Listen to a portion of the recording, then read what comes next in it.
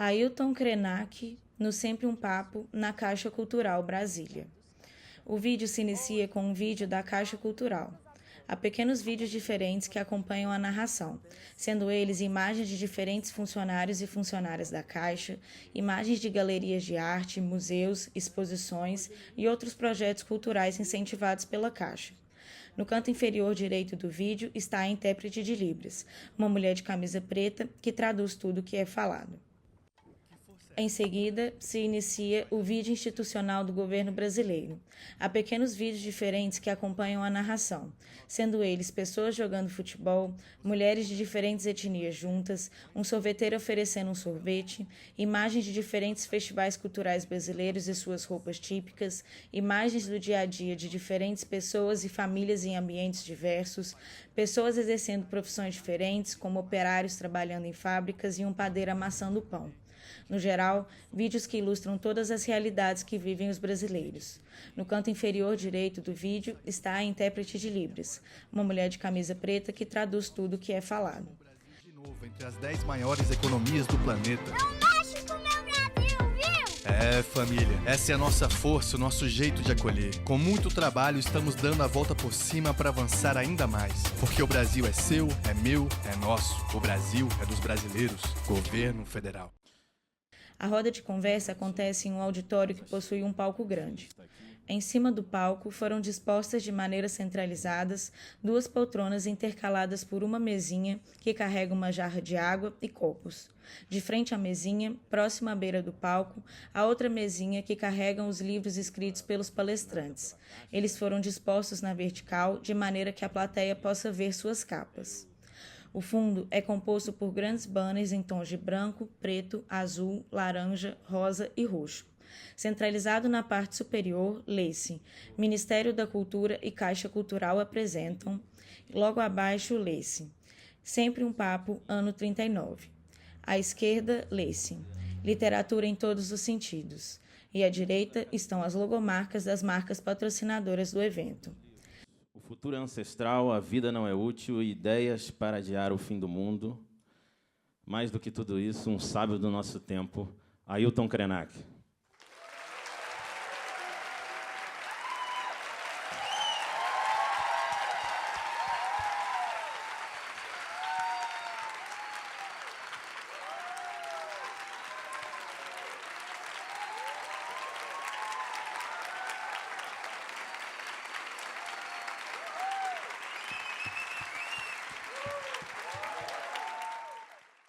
Da esquerda para a direita, a primeira pessoa sentada é Ailton Krenak, um homem indígena de cabelos escuros e lisos que lhe estão ornados para trás da cabeça por uma faixa indígena de tons branco e preto. Ele traja camisa de mangas curtas preta, estampada com branco, e calça jeans. Leva a tiracolo uma bolsa de tom bege.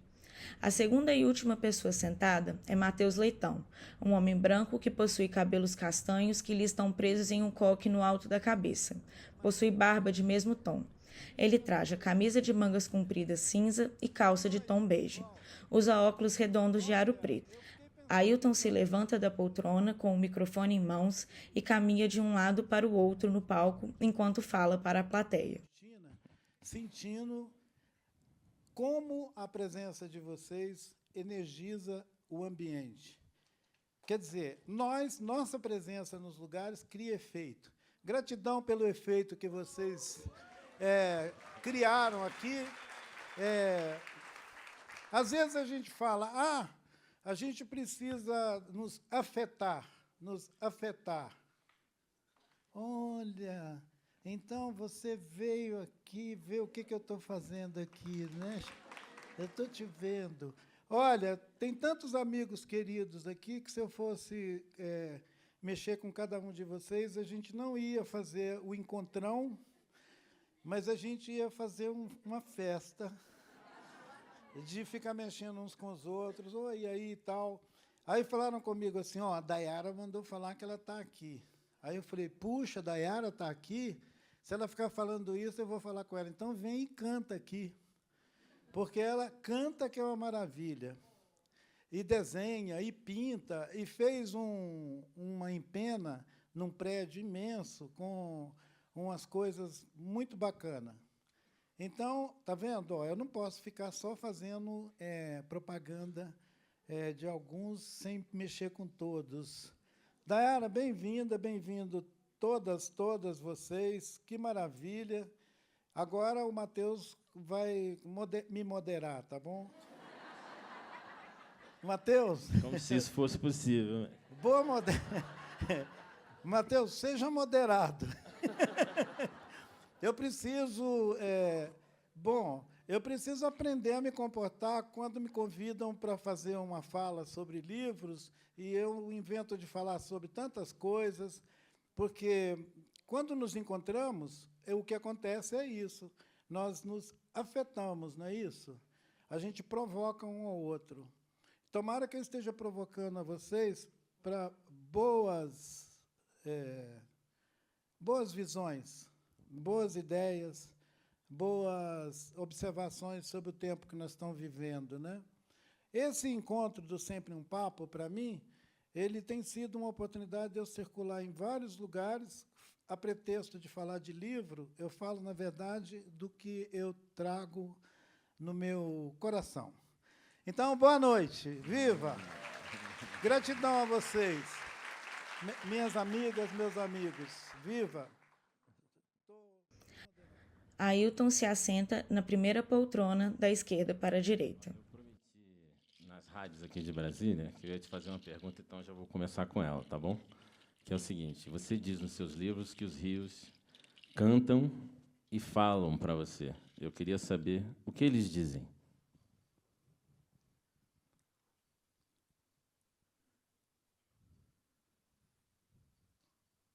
Nossa, Matheus, essa pergunta, você podia fazer ela lá no final.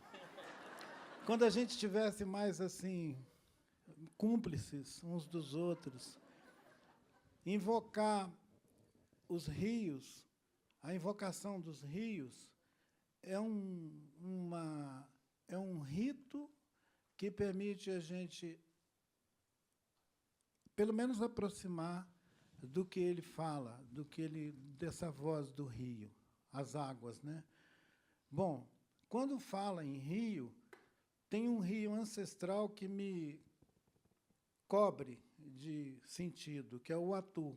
É o Rio Doce, aquele rio que chamam de Doce. O filho do Dorival Caymmi, eu acho os dois tão incríveis que eu misturo o nome do Danilo com o Dori. Então, um dos dois foi lá na nossa aldeia. E, quer dizer, ele não foi. Quem levou ele foi alguém. Alguém levou uma música dele, uma canção dele, que diz assim: bom, é com aquela voz que os Caymmi têm, dizendo: a água do rio tem medo de gente. A água do rio tem medo de gente. Você consegue pronunciar essa frase com essa voz sua? A água do rio tem medo de gente? Vai. A água do rio tem medo de gente. Quase lá. Tem alguém que consegue imitar a voz dos Caymmi aí? Então, a água do rio tem medo de gente. Essa mensagem do rio para os humanos, para mim, é uma das mensagens que mais corta o sentido dos afetos que nos junta. Porque, se os humanos estão causando medo à água do rio, é porque os humanos já passaram do limite de aterrorizar os seus iguais e resolveram também sentar terror no corpo da terra, no rio, na montanha. O rio, ele está mesmo expressando um sentimento de medo dos humanos. Todos os rios. O Atu, o Jequitinhonha, o Mucuri, o Xingu, o Tietê, coitado. O Tietê não consegue mais nem dizer quanto sepultamento já fizeram dele, né? E nós seguimos célere, como diz o secretário-geral da ONU, a passos largos para o inferno. Se a gente continuar matando os rios, nós, no meio do caminho, vamos desaparecer. A gente vai desaparecer no meio do caminho.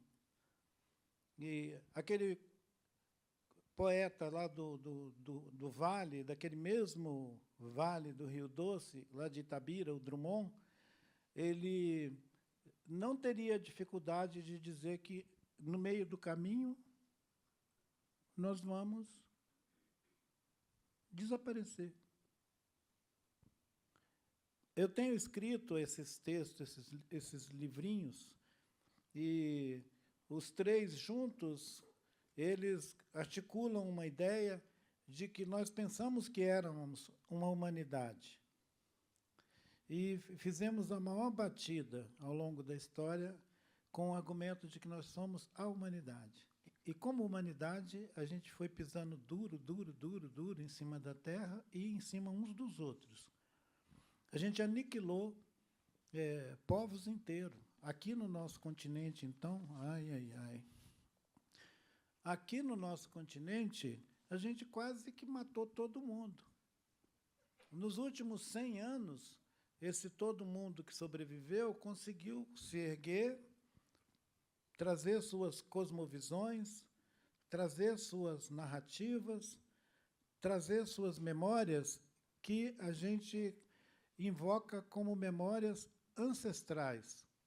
Ora, quando eu era 30 anos, por aí, aquela faixa de idade que eu pintei meu rosto no Congresso, eu ainda não atinava com a potência que seria essa década para os nossos povos, as novas gerações, espalhar essa cosmovisão de que nós podemos invocar os ancestrais, que existe uma memória que não é a que está no museu, nem escrita em lugar nenhum.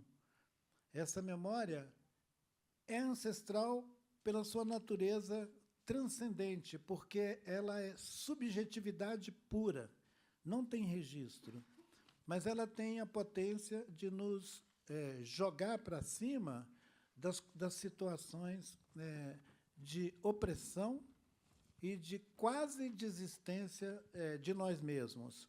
Então, tomara que essas memórias que nós podemos invocar coletivamente, e é bonito porque não é uma única comunidade, um único povo que pode afetar, que pode convocar essa memória. Somos todos nós.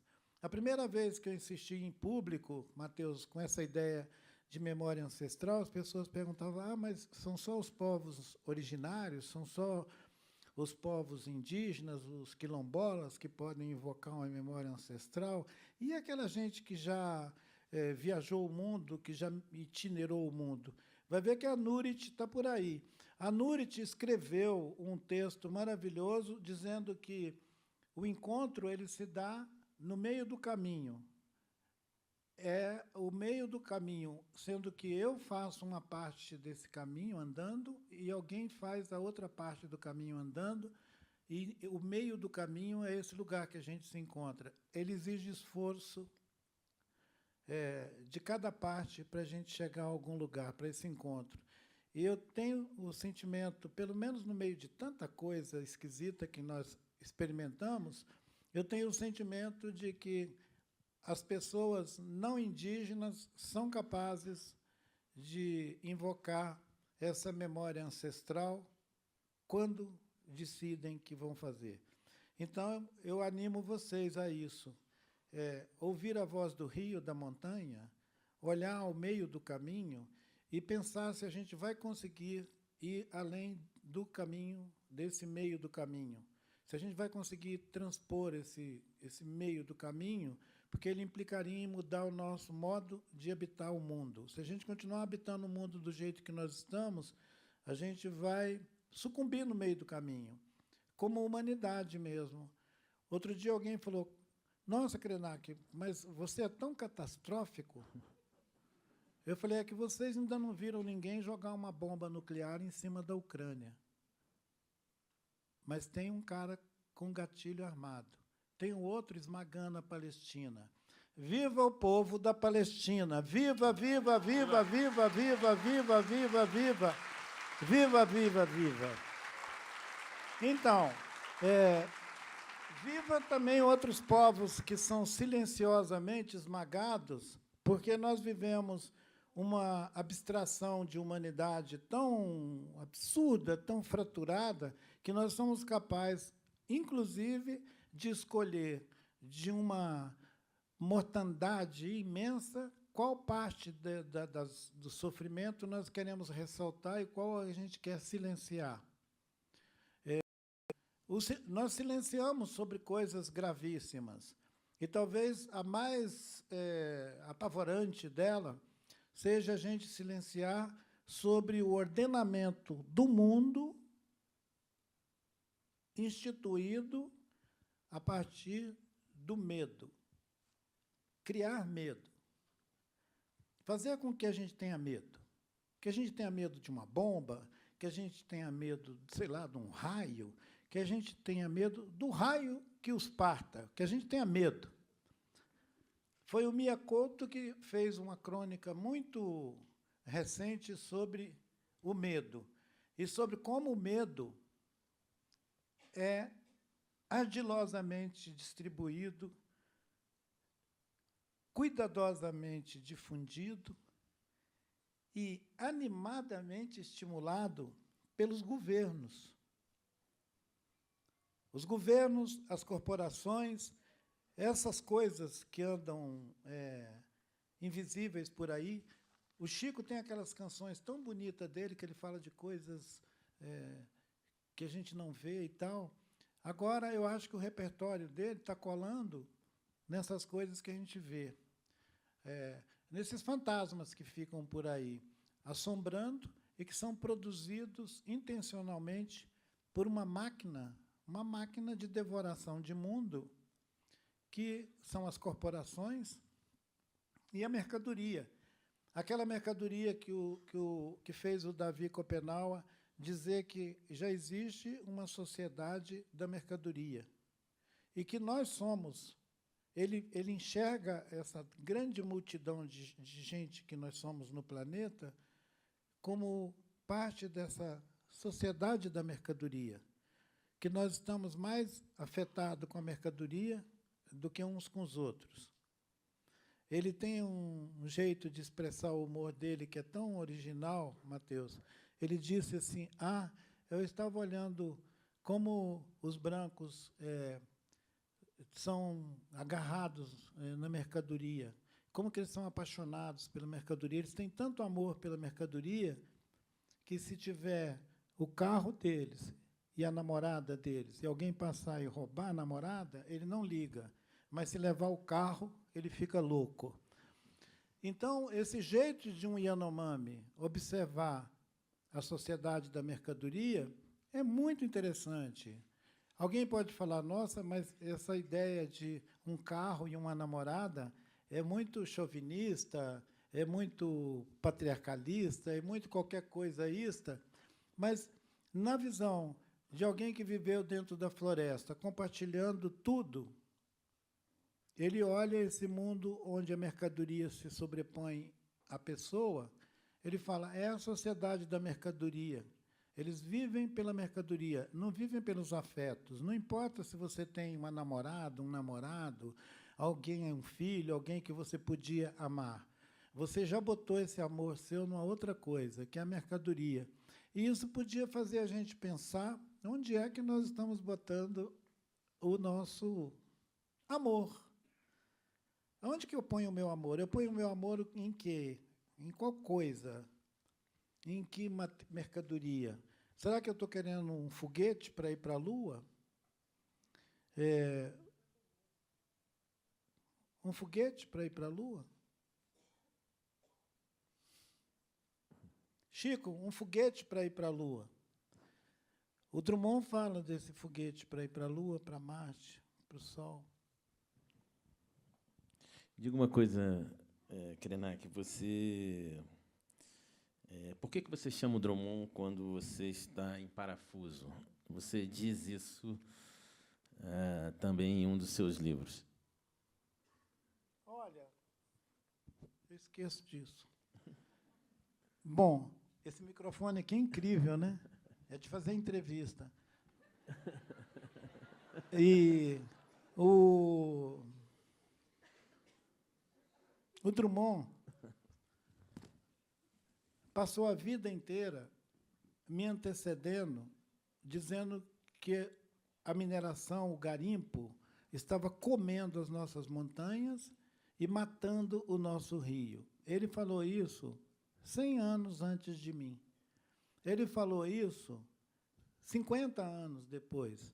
Ele falou isso quando ele chorou, lamentou a destruição da sua Itabira. Sua Itabira, né? A Itabira dele. Porque, quando ele era menino, Chico, só tinha Itabira, não tinha um mundo. Depois é que ele viu que tinha todas essas outras coisas incríveis. E a mineração pegou o quintal da casa dele quando ele era criança. Ele viu aquele monstrengo chegando e depois ele viu aquele monstrengo crescendo. Isso, para um menino que nasceu na mesma região que eu, onde o Brasil inaugurou a siderurgia, né? Começou a coisa lá. Na década de 40, o Brasil, para se alinhar com o propósito de guerra dos Estados Unidos, abriu a siderúrgica naquela região. E minério, e ferro, e tudo, e estrada, e aquela ferrovia passando em cima da nossa cabeça dia e noite, ela tornou essa coisa espiritual do Drummond, não só comigo, mas com as pessoas que têm memória e que habitam aquele vale calcinado pela mineração, aquele vale torturado pela mineração. E tem um elogio sobre essa coisa da gente ter mineração, da gente vender minério para caramba, da gente vender muita soja, da gente vender qualquer coisa. Então, parece que o nosso barato mesmo é a mercadoria, vender coisa, arrancar montanha, picar montanha, fazer farofa de montanha. E isso é o Drummond me inspirando. De vez em quando baixa um Drummond em mim e eu começo a atualizar o xingamento. Em vez de eu xingar com aquelas velhas palavras, eu xingo com novas palavras. Então, é sempre bom lembrar do Drummond. Eu costumo dizer que o Drummond é o meu escudo invisível. Quer dizer, ele é meu escudo invisível porque, às vezes, eu nem estou falando um poema dele, nem estou invocando, literalmente, um texto dele, mas eu invoco a atitude dele de passar a vida inteira xingando essa gente que resolveu comer a terra, né? Essa maquinação do mundo. O Zé Miguel Wisnik, vocês sabem como é que ele é genial, ele foi lá em Itabira porque ele queria sentir o que o Drummond sentia. Porque ele queria ver a obra do Drummond, mas ele queria analisar, ele queria comentar, ele queria trazer para nós uma leitura do Drummond que nos pusesse na pele dele. E essa maquinação do mundo, essa máquina do mundo, é uma ideia que o Drummond teve e que eu acho tão rara, é uma poesia tão rara. Talvez alguém que está vivendo hoje tragédias na África, na Europa, que estão perdendo seus territórios, perdendo sua humanidade, alcancem também esse sentido de observar o nosso modo de estar na Terra como uma maneira de devorar o mundo, a máquina de devorar o mundo. Aquela ideia do trem, o maior trem do mundo.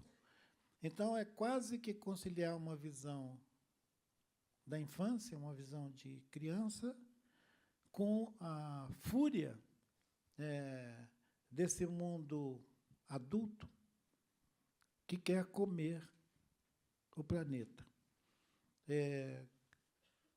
Curioso que aquela menina Greta se animou de encostar lá na praia lá de Gaza e correu o risco também de levar um tiro, um esmagamento, depois de já ter denunciado que o mundo dos adultos rouba o futuro da próxima geração. Eu acho que nós vamos acabar tendo vergonha de ser adultos. Ao invés da gente ter essa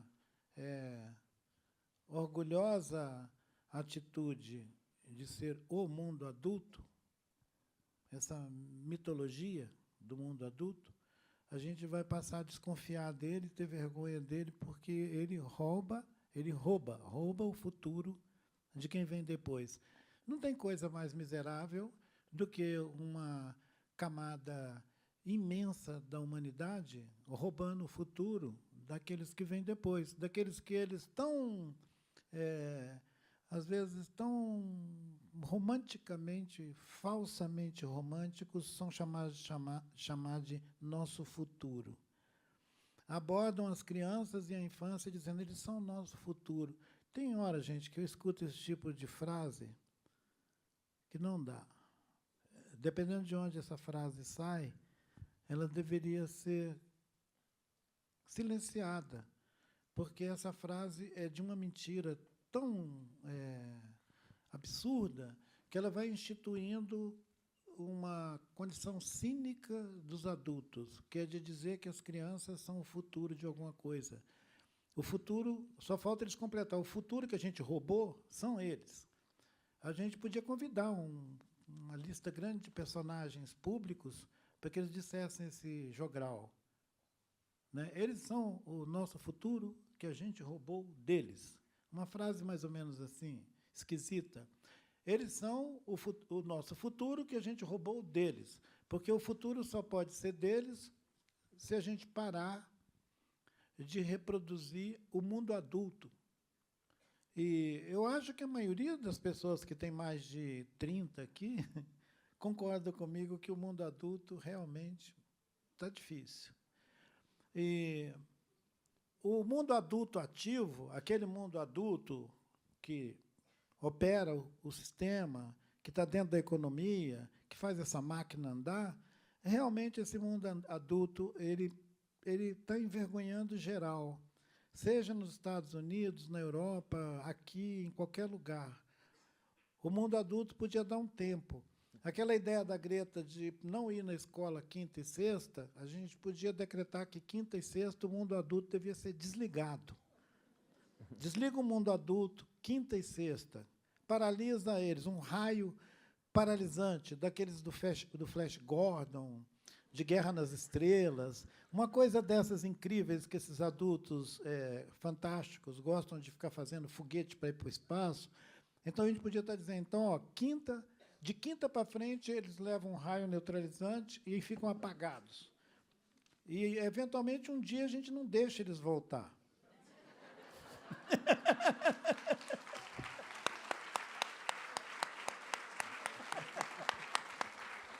Eu inventei isso agora.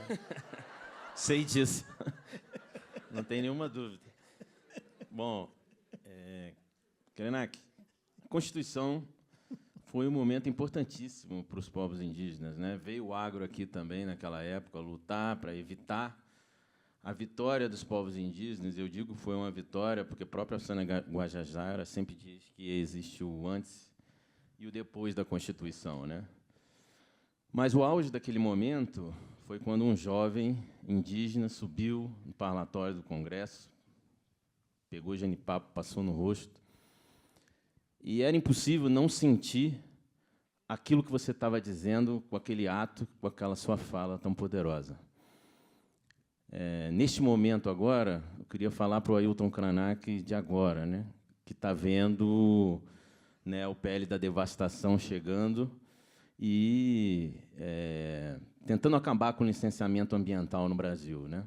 Isso já foi passado no Senado, está na Câmara, há uma luta que está sendo disputada, uma luta política, mas fica aquele sentimento de que talvez um governo não consiga evitar que isso passe no Congresso. Eu queria saber como você vê esse momento que o Brasil passa, com a possibilidade de termos um retrocesso de mais de 40 anos na questão do licenciamento ambiental no Brasil.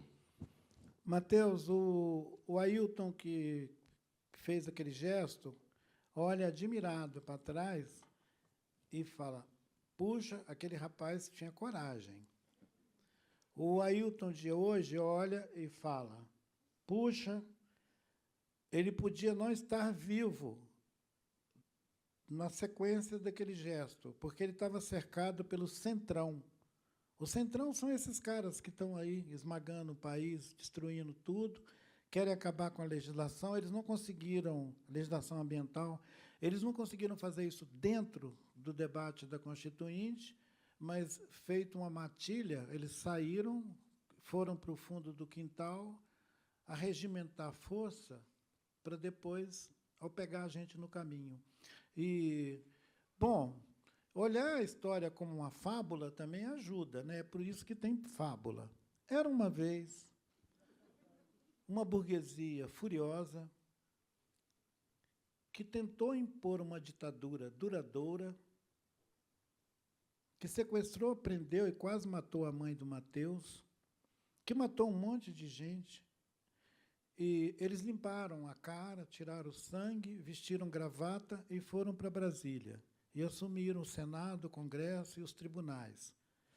Era uma nova ordem que, naquela antiga terra de ninguém, tinha se instituído como política.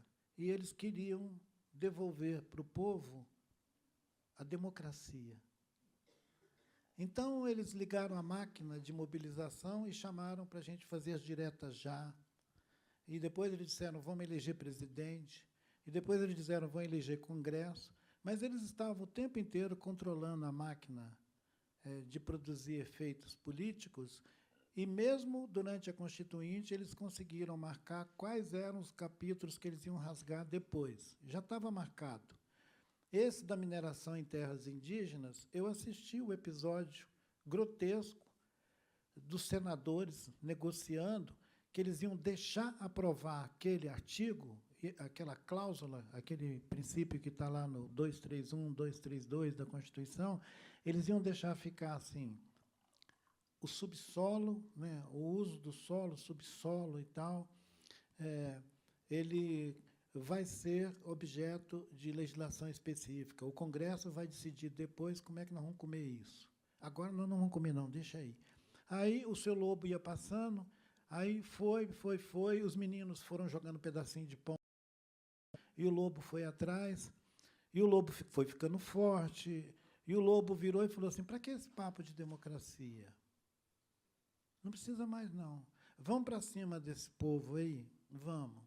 Então, sem licença ambiental, sem fiscalização, sem nada, sem qualquer coisa, e também sem comissão de ética. A gente vai ter uma comissão de ética, mas o negócio dela é ser um esgoto aqui dentro, que some tudo aqui dentro.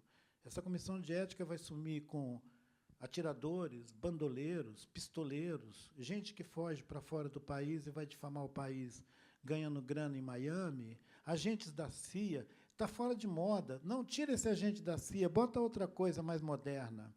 Então, essa fábula, gente, é só uma fábula. É só uma fábula. Eu não sabia de nada. Eu só escutei isso. Não, eu nunca vi. Eu não me chamo Genésio.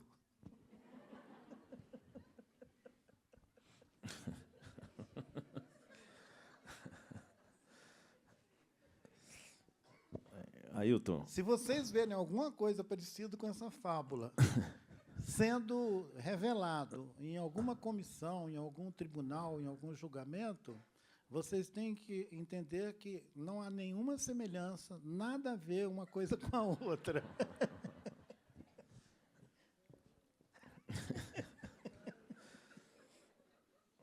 Então, é isso. A nossa Constituição ela foi o tempo inteiro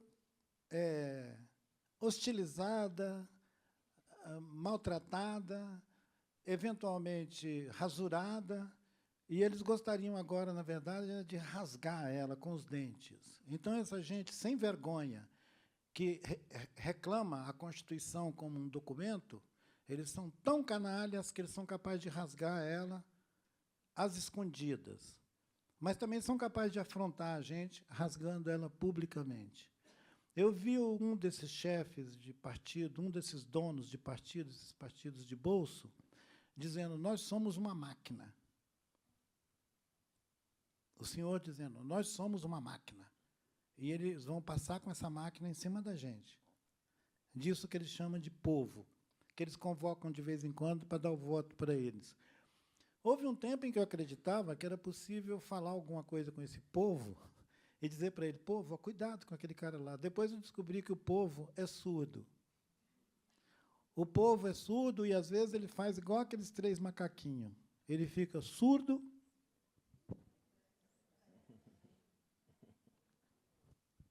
e repete tudo de novo.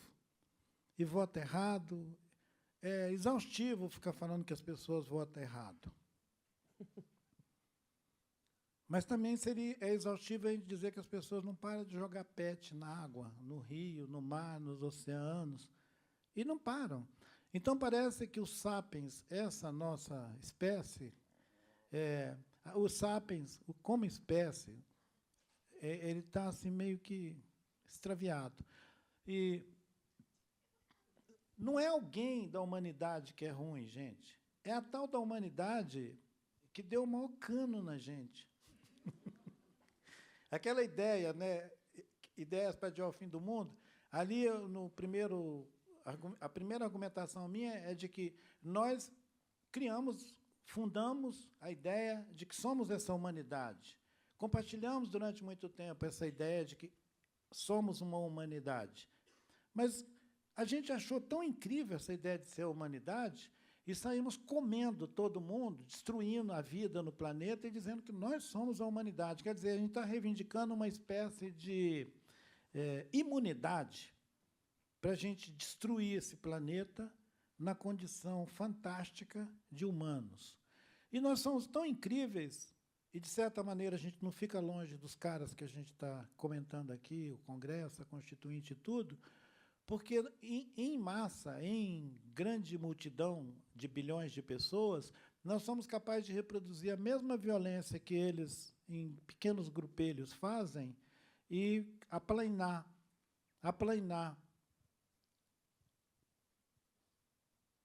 a realidade dos humanos ao ponto da gente produzir uma declaração universal dos direitos desses humanos.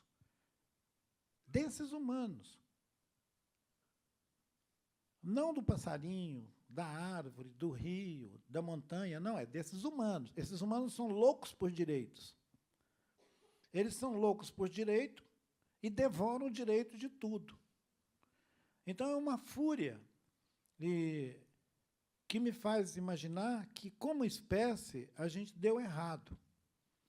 E aquela pessoa que disse: nossa, mas você é catastrófico, eu disse: bom, já que está todo mundo tão otimista, deixa eu ser catastrófico.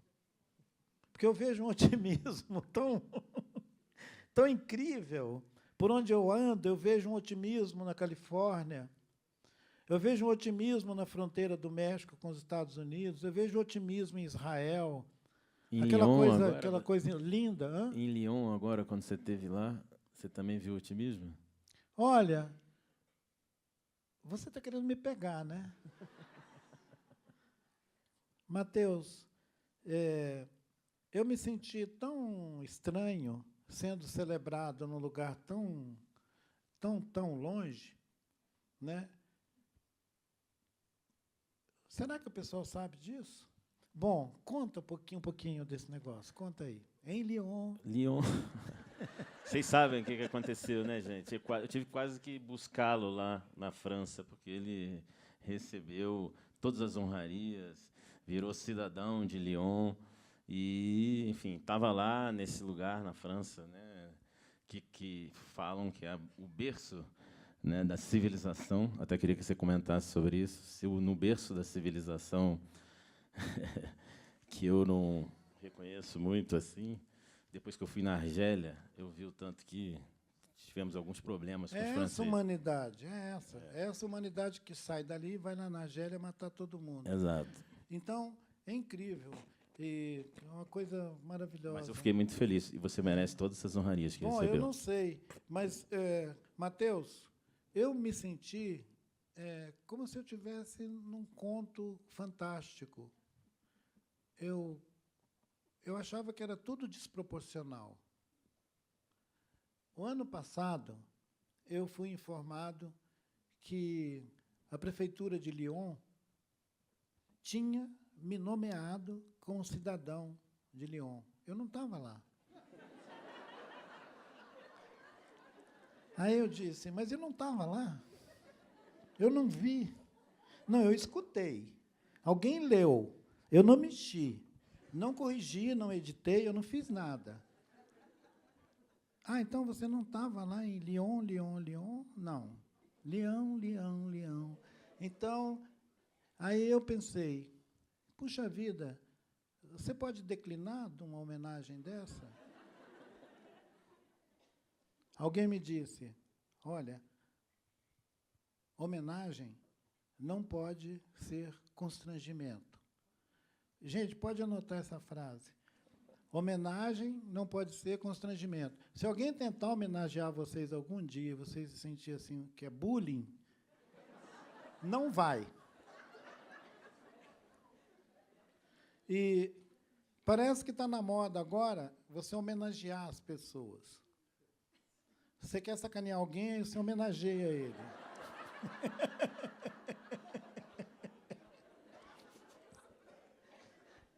Aí, eu disse, o que eu vou fazer com isso? Meu Deus. Aí eu pedi para um coletivo que tem lá na França, pessoal de teatro, das artes e tudo. Eu falei, será que vocês podiam ir lá receber essa homenagem? Não, não pode, é pessoal, é você que tem que ir lá. Eu falei, não dá, não. Então, vamos adiar, ele não está aqui, vamos adiar e vamos esperar um dia que ele venha aqui. Foi assim o acordo. Eles ficaram esperando que eu fosse um dia à França. Eu nunca tinha ido à França. Vocês conhecem a história do carneirinho que estava no alto de uma colina? Ele ia beber água no riacho, no alto da colina, e estava lá o carneirinho bebendo água no alto da colina, chegou um lobo. E o lobo falou, é você, carneirinho. Você que suja essa água aqui. O carneirinho, não, eu sou tão jovem. Não, sou eu não, eu venho aqui e tal. Então é o seu avô, seu pai, seu avô. O carneirinho, não, eu acho que não, meu pai também não. Então não foi você, carneirinho, não foi seu pai, não foi seu avô? O carneirinho, não. Aí o lobo, nhoque nele.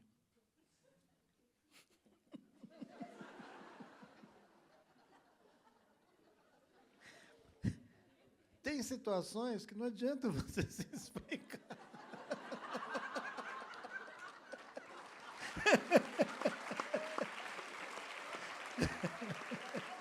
Pois bem, eu preciso, então, dar um... Ailton se levanta da poltrona com o microfone em mãos e caminha de um lado para o outro no palco enquanto fala para a plateia. Então, viva Erasmo Carlos. Eu falei, deixa eu ir lá. Vou lá. Vou encarar esse negócio. Eu fui a Lyon numa turnê, que era Paris, Lyon, Paris e outro lugar, Dijon. Dijon eu visitei uma ocupação. Quando eles me disseram que eu ia visitar uma ocupação, eu falei, oba, o MST chegou aqui? Claro, né? Na França, uma ocupação... Aí fui na ocupação, falei, quero ir nessa ocupação. Gente, foi a visita mais importante para mim.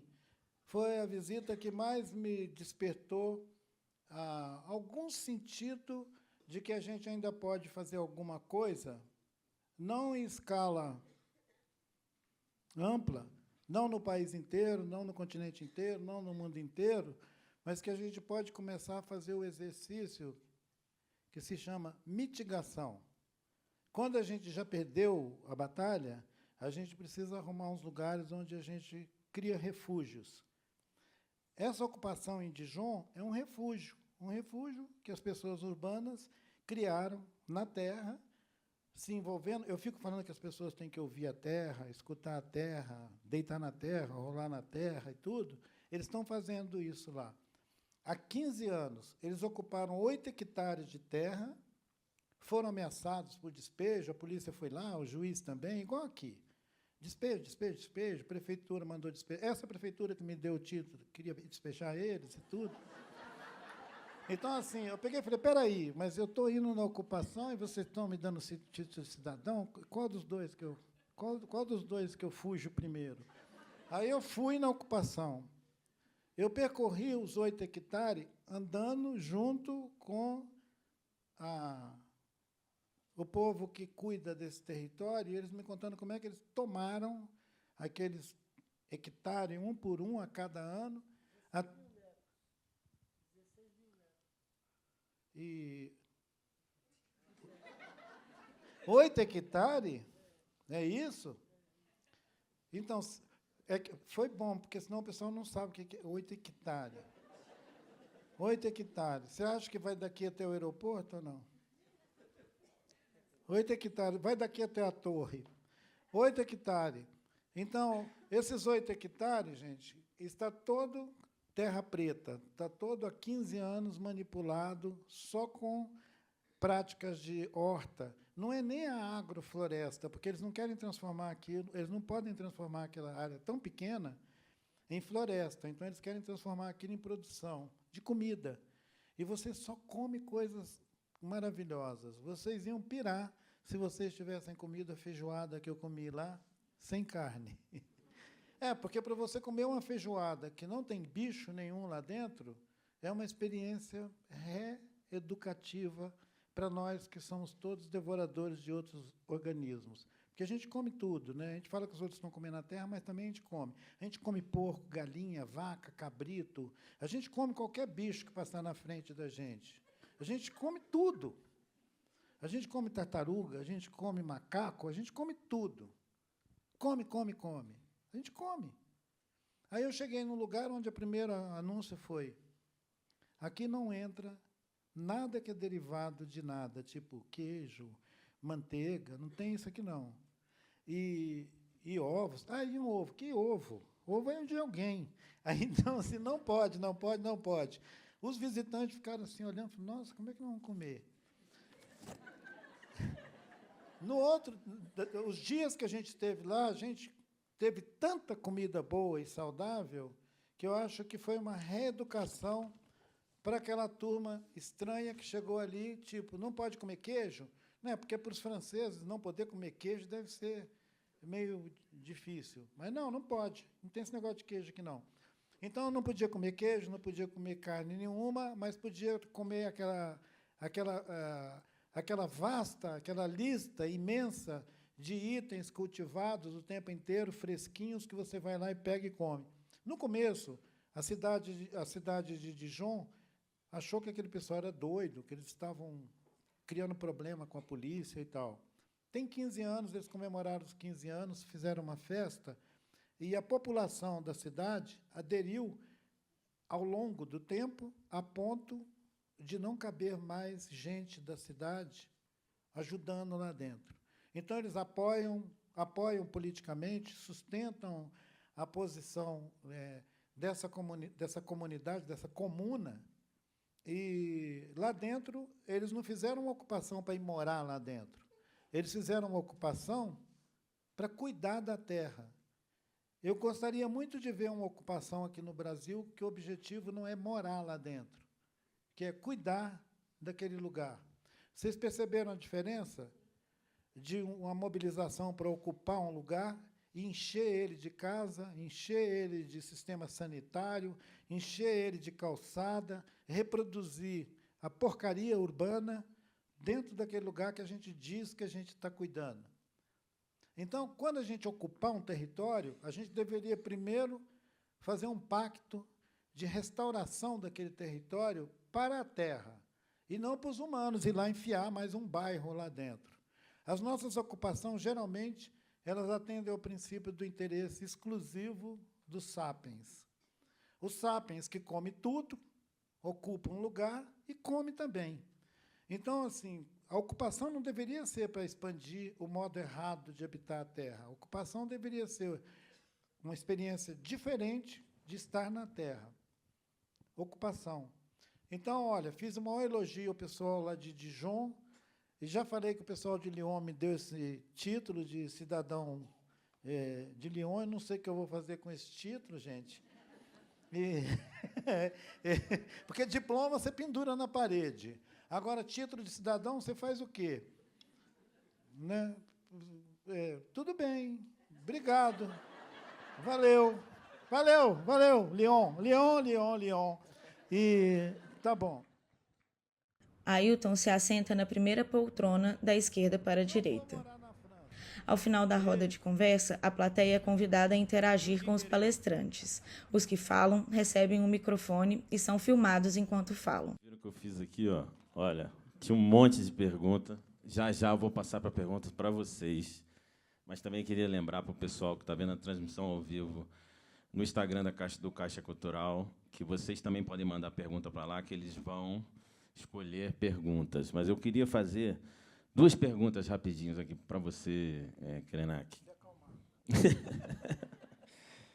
Que é o seguinte, você disse em um dos seus livros, você estava até falando dos animais aí que a gente come e tal, que uma das coisas que te ensinou sobre limite foi um coice que você levou.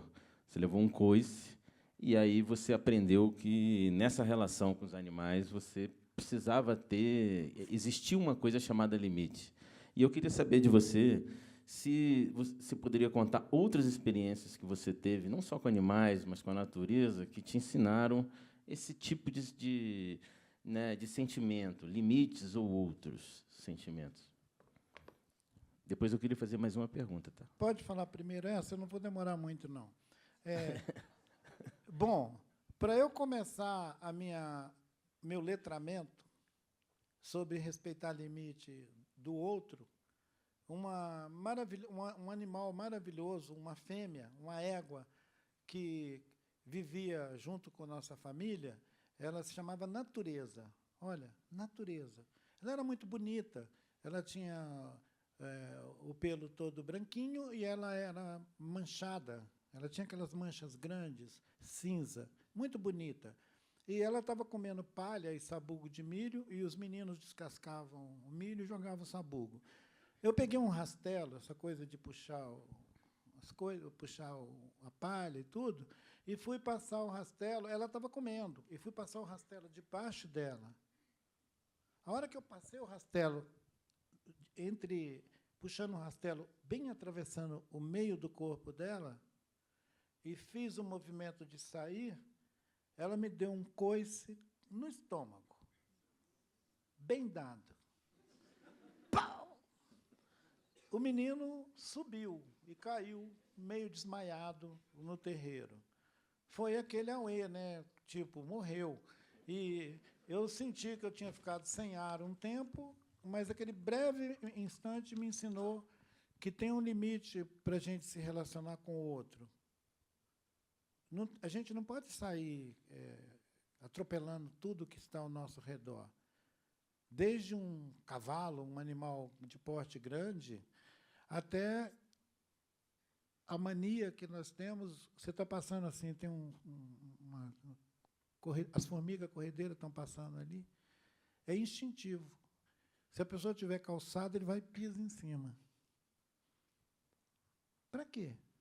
Para que você tem que meter o pé em cima de uma carreira de formiga? Só para sacanear as formigas? Se você fizer isso com um animal grande, ele devolve para você. A formiga não vai poder devolver para você. Então, é esse lugar daquele que não pode devolver a nossa ofensa, é que deveria ser o limite da relação da gente com o outro. Se você faz isso com a formiga não pode reclamar? Você é que tem que reclamar. Você reclama pela formiga. Quando é que nós vamos aprender a reclamar por aquele que nós não queremos que seja abusado, ofendido, sacaneado? Além de reclamar só de nós mesmos. Ah, eu perdi não sei o quê. Ora, a gente vive o tempo inteiro reclamando do que a gente perdeu, mas nós andamos por aí negligenciando a monumental perda que tudo ao nosso redor tem, e é a água, a montanha, o rio, a floresta. Então, eu não me canso de dizer que nós estamos comendo as montanhas. O Drummond falava isso. E a gente está comendo muito mais. Se vocês olharem o relatório, aqueles relatórios de final de ano, de negócios, vocês vão ver que o Brasil é o maior exportador de minério de ferro do continente americano inteiro. Somos nós. A gente exporta minério de ferro para a China, para tudo quanto é lugar, para a Europa, para o mundo inteiro. A pergunta é o seguinte: será que o Brasil não tem outra coisa para fazer se não vender em pedaços o seu próprio corpo? Porque um território é corpo, corpo, território.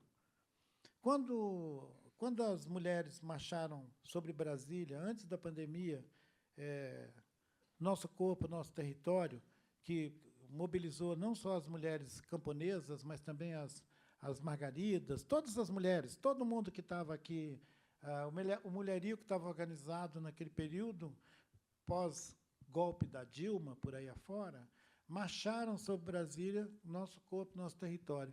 Essa declaração do corpo-território, ela tem um alcance tão maravilhoso, ela tem um alcance tão potente, ele não podia ser ocultado, esquecido. Ele deveria ser o tempo inteiro vibrar essa declaração de nosso corpo, nosso território. Então, nós não podemos deixar vender pedaços do nosso corpo como commodity. É uma espécie assim de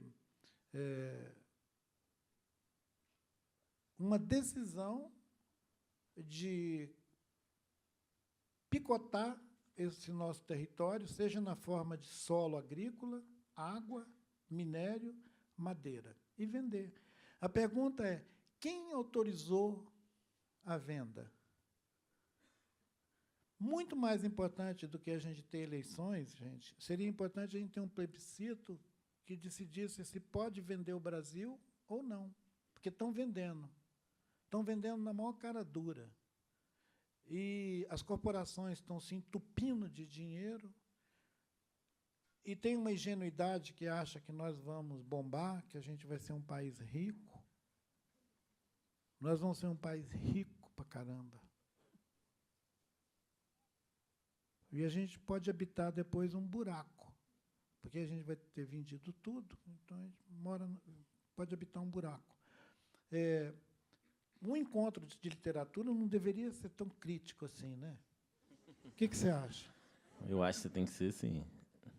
Mas não vamos ler nenhum poema, nada? Olha, eu ainda tinha uma pergunta assim, né? Tipo, olha, nós estamos aqui vivendo um momento que nós temos um governo impopular, que tem passado por uma dificuldade na popularidade, mas o problema é que o governo anterior queria destruir a democracia brasileira, como nós estamos vendo e vimos essa semana no julgamento. Né? Uma reflexão sua sobre isso seria muito bom. Mas, como eu estou tendo que finalizar, para passar a pergunta para vocês, eu queria voltar para os rios. E os rios... Os rios. Os rios. Aqui, aqui no Cerrado, né, que é o berço das águas, muitos rios estão sendo maltratados, exauridos. Eles vão sendo exauridos, porque com a água de superfície está sendo bombeada para produzir, nós estamos exportando água também, né, Matheus? Sim. Quando exporta soja, está exportando água. Sim. Quando exporta minério, está exportando água. Então, parece que essa água invisível ela vai sumir do nosso alcance, ela vai para o lençol freático. Depois já estão pegando o aquífero também, já estão extraindo águas subterrâneas. Eu que vivo à margem de um rio que foi calcinado pela mineração e que vai ficar pelo menos 100 anos sem correr água naquela bacia de Rio Doce, apesar de muita gente ter dito, não, com muita tecnologia isso vai limpar, já limparam um rio em Seul, já limparam um rio não sei o quê. Tá, limparam. Em algum lugar, em alguma situação excepcional, recuperaram um corpo d'água. Mas isso não deveria ser pensado como modelo para os países que estão em processo constante de exaustão das riquezas para vender para fora, vender para os outros. A Coreia não vende um pedaço do país deles, por isso que eles recuperaram um rio que passava dentro de Seul e tornaram ele de novo potável, um rio vivo. Mas foram bilhões de investimento. Aqui, o que acontece é que os rios são exauridos e gente leva bilhões fazendo essa exaustão dos rios. O movimento do caixa é diferente. Você continua achando que os rios vão continuar e nós não? Os rios vão continuar em outros termos. Esses de superfície que nós conhecemos, eu não sou a primeira pessoa que fala isso, tem o pessoal que trabalha com os rios, eles informam que, se a gente continuar nessa batida, a gente vai chegar à década de 40 com a maioria dos corpos d'água de superfície todos envenenados, com metal pesado, com mercúrio, com outros venenos, inclusive o veneno do agronegócio. Eles passam de aviãozinho jogando veneno, eles não põem uma cortina para o veneno não cair no corpo d'água. Pelo contrário, esse veneno está empesteando lagos, mananciais, nascentes e tudo. Essa conta ela vai ser apresentada para alguém que não participou do assalto. Os assaltantes eles terão morrido ou fugido para Miami. Assim, eu fico muito mobilizada e agradeço assim de todo o meu coração. Ao mesmo tempo, fico também pensando sobre esse lugar da vida útil, assim, né, do medo, esse lugar que contamina os rios, contamina a gente, contamina tudo, né? E quando lhe escuto, sou povoada assim de um grande amor, né, que vem das suas palavras, da sua pessoa, e fico pensando assim, gostaria de lhe perguntar sobre essa força que encanta o mundo, que encanta os seus passos e encanta a gente aqui que está recebendo, né? Enfim, tem um vídeo que o senhor produziu com o Grupo Selvagem que se chama Tempo e Amor, e eu amo profundamente esse vídeo. Quem não viu, nossa, vejam, é muito especial. E, enfim, queria saber um pouco do senhor sobre esse encantamento. Obrigada. Meu nome é Luíse.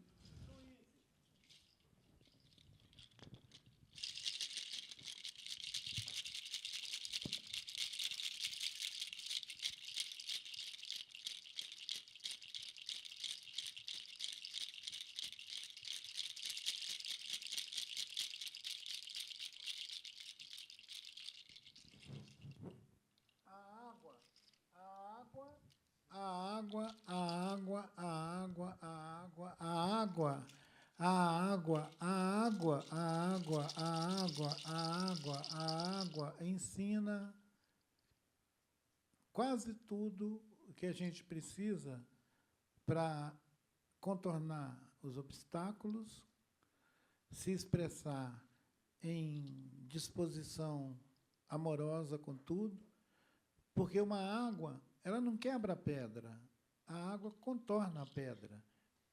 Ensina muito a gente a contornar aquelas coisas que podiam adoecer a gente, que podiam enlouquecer a gente, que podia fazer a gente sair assim querendo matar todo mundo. A água acalma. A água faz isso. Obrigado, Luiz.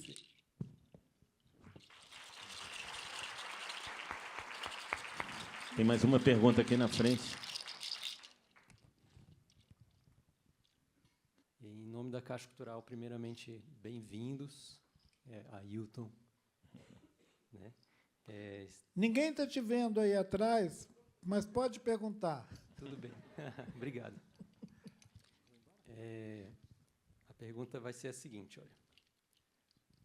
Soy Teodora é o nome do perfil, né? Gostaria de perguntar como ele vê o uso das narrativas indígenas nas artes.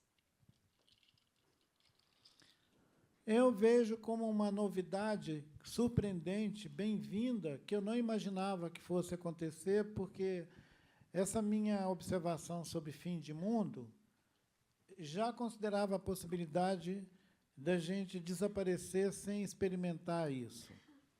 Então, assim, o mundo não acabou no século XX. A gente entrou no tal do século XXI. Nós estamos atravessando esse abismo sensorial, que é o século XXI, onde as artes indígenas conseguem fazer furo no muro, conseguem entrar em lugares totalmente imprevisíveis. E alguns desses seres que pegaram essa trilha, um deles que eu quero celebrar é o querido Jaider Isbel. O Jaider Isbel, que pessoa maravilhosa. O Jaider era tão genial que ele não aguentou ficar aqui na Terra. Isso é uma outra questão também. Tem pessoas que vibram uma sensibilidade tão intensa, gente, que não aguentam viver a baixaria que é a humanidade. Fora de brincadeira. Eu, quando conheço algumas pessoas que têm esse grau de sensibilidade, eu fico pensando, caramba, como é que essa pessoa vai se mover num mundo tão desgraçado? Porque não adianta vocês virem dizer para mim que o mundo é um lugar legal, né, gente? Ou vocês querem soltar aquele... Como é que é mesmo? Um beautiful world. Beautiful world. Como é que é o nome daquele incrível?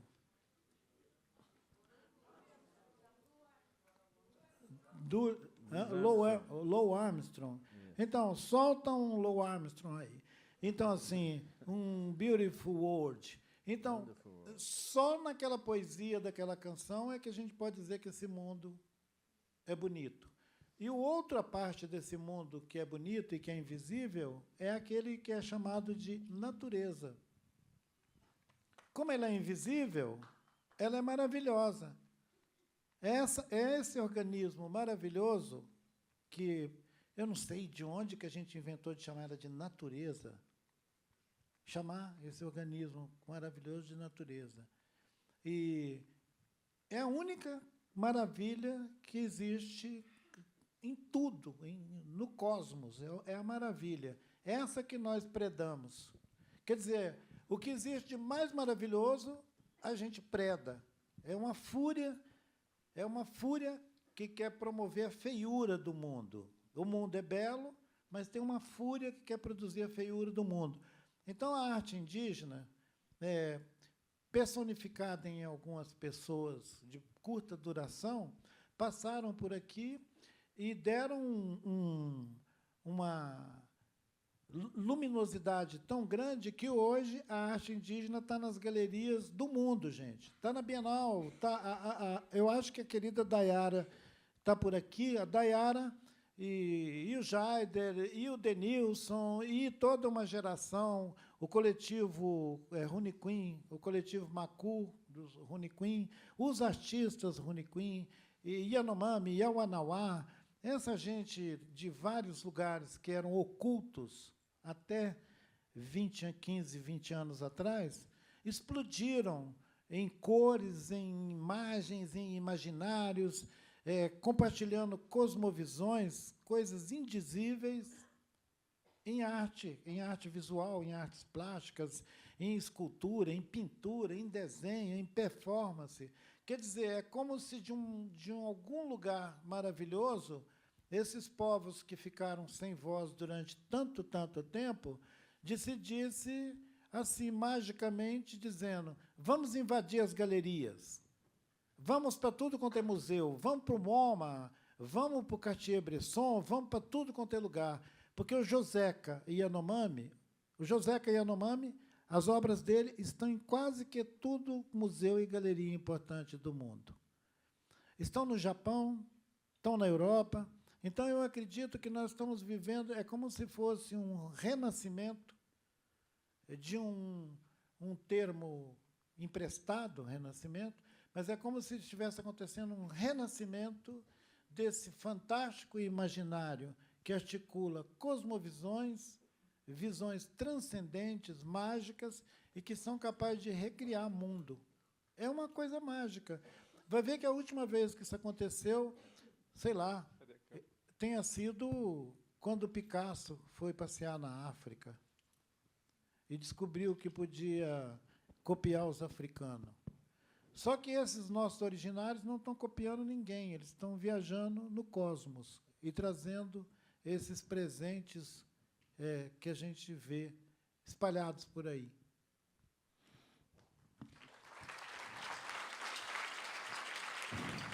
Tem mais uma pergunta aqui, por favor. Boa noite, Krenak. Stefan Zweig, que tem um livro chamado Brasil, País do Futuro. E, esses tempos atrás, eu perguntei para o Raoni, eu te faço essa pergunta. Qual o futuro dos povos indígenas do Brasil? Você acha que é o país do futuro ou não? Boa noite, obrigado.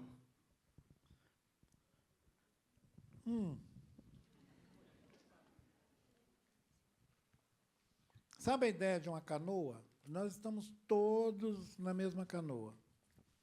Quando a gente alerta o risco da canoa rachar, afundar, alagar, é todo mundo. Então, se a ideia de Brasil... Tem um poema do Drummond que você vai lendo distraído, ele falando de coisas incríveis, de repente abre uma frase que é assim: onde Brasil? Aí você olha, onde Brasil? Um texto que não conduz a essa pergunta, onde Brasil? Ele fez essa pergunta lá pelos anos 50, por aí. Então, é bem capaz que o Drummond já tenha desconfiado que essa ideia de invenção do Brasil é uma ideia. Não existe isso. Viu, Chico? Fica pensando que tem Brasil. Você fala como se existisse. Não, isso é uma invenção, tá bom? Tira isso da sua cabeça. Lá, ó. Gente, vamos para a última pergunta. É a última, Alexandre? Meu nome é Gabriela, tenho 16 anos. Vim com meu uniforme direto da escola do IFB. E queria perguntar para o Krenak o que a gente poderia fazer em relação à juventude, porque percebo que a gente tem muito excesso de tela, de tecnologia, e a gente tem perdido o nosso contato com a nossa ancestralidade, com as nossas raízes. O que a gente pode fazer como juventude, alguma prática, que ajude a gente se conectar com essas raízes? Obrigada.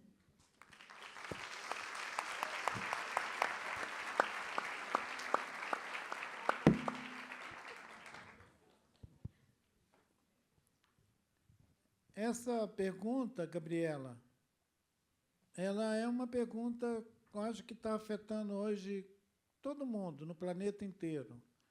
Um amigo que tem um filho de 12 anos me contou a semana passada que eles estavam em pânico em casa, porque o menino não sai dessa tela para nada. E ele viu isso como um adoecimento grave.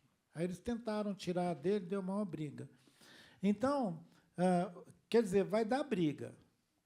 Se a gente decidir que vamos separar esses corpos infantil, juvenil, essa criançada desse aparato, a gente vai ter que pensar muito como faremos isso. Talvez a gente esteja diante de uma crise tão grave quanto a ideia de meio ambiente.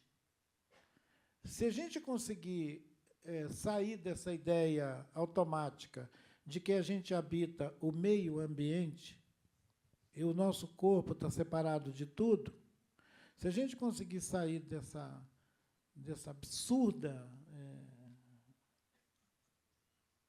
fixação, talvez a gente consiga também nos perguntar o que fazer com a sua geração e com esse menino de 12 anos, de 10, porque a crescente captura desses de 4, 5 anos também, de todo mundo que está aparecendo no planeta, é uma captura imediata.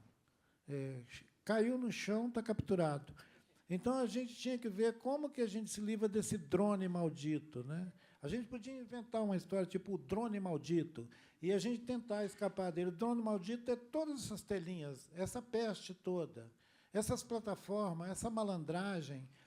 Tem gente que acha que o que está acontecendo é uma espécie de convulsão dentro do capitalismo. Então, uma convulsão, o monstrengo está em convulsão, o alien está se desdobrando. Então, de dentro do alien vai saindo essas coisas, esses monstrengos, que captura a nossa capacidade de conhecimento e que produz sofrimento. A gente vai ter que sair dessa. Vamos ter que sair dessa. Eu não sei como. Quem dera que eu soubesse dizer, pega essas coisas e joga fora. É bobagem. Não vai jogar fora. Essa espécie de... Quando você lê, quando você acompanha as mitologias, quando você acompanha as narrativas míticas, e mesmo quando você lê os gregos, as histórias dos gregos e tudo, você vai ver que tudo ia bem legal até que acontece um episódio qualquer, alguém fura o zóio do outro. Então, sempre tem uma tragédia grega no caminho da gente, além da pedra. Tem a pedra e uma tragédia grega.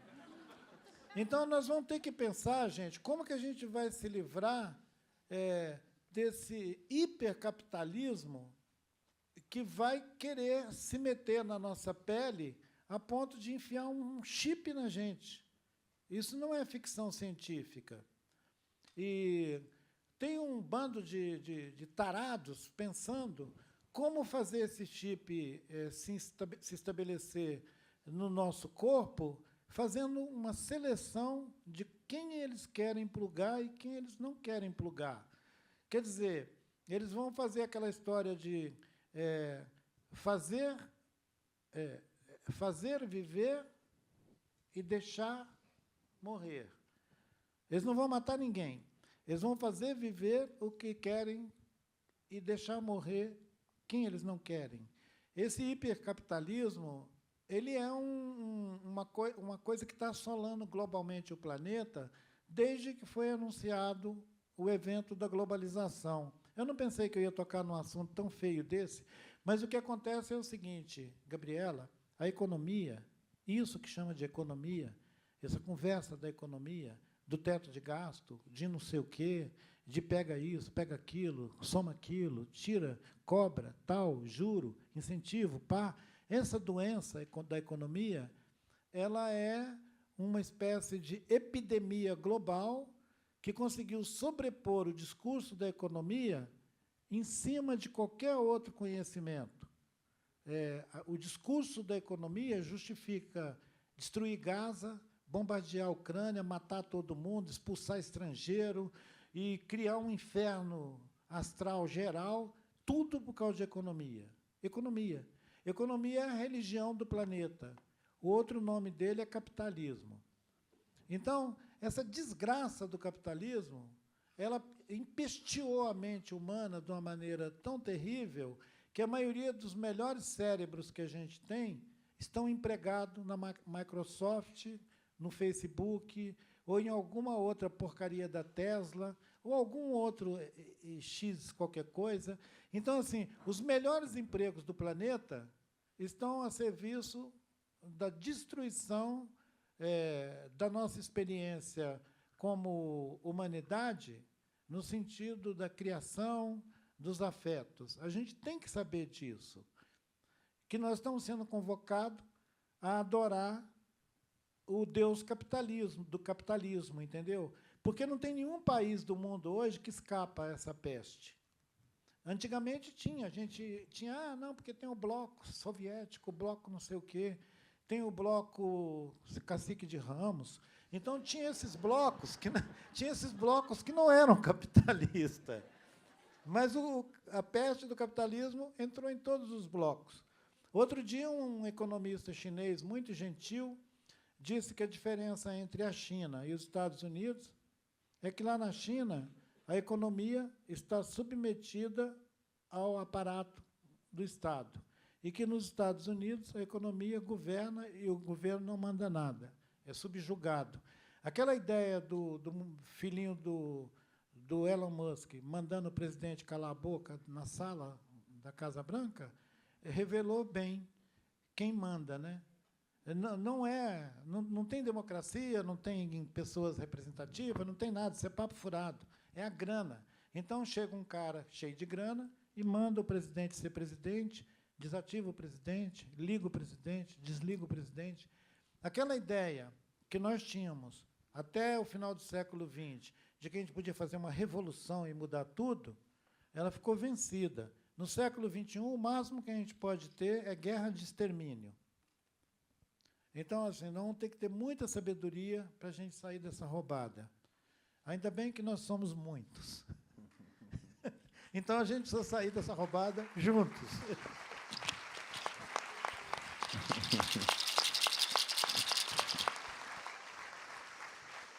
Gente, eu estou sendo muito pressionado pela Ninguém produção. vai atirar nele agora.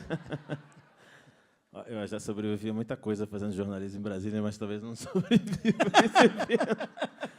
Gente, o pessoal está pedindo mesmo para encerrar. Talvez você não sobreviva a esse sempre um papo. Estão pedindo para encerrar, para que você vá para esse... Onde que a gente vai assinar livro? Onde vai ser? Lá fora, gente. Ó. Hã? Ler um pouco? Isso, vamos ler.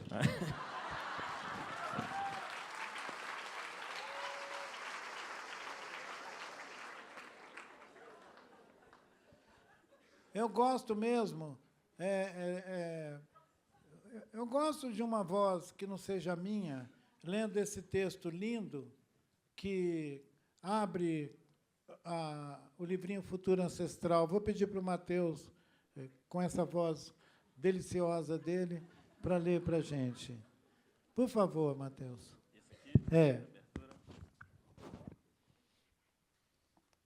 Nesta invocação do tempo ancestral, vejo um grupo de 7 ou 8 meninos remando numa canoa. Os meninos remavam de maneira compassada, todos tocavam o remo na superfície da água com muita calma e harmonia.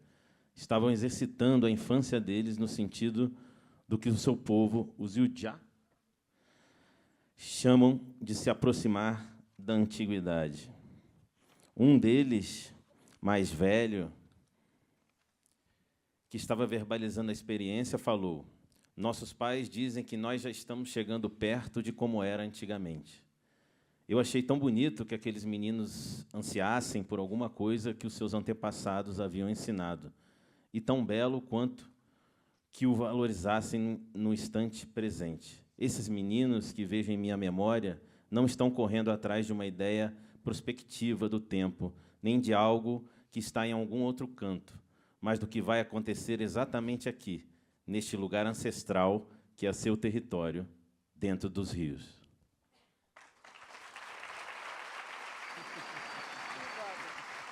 Então, boa noite, boa noite, boa noite. Obrigado, viva!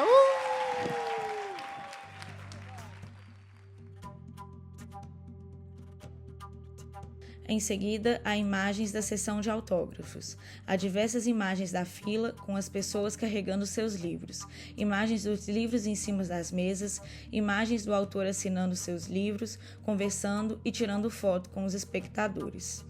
No canto inferior direito do vídeo em questão, lê-se Sempre um Papo.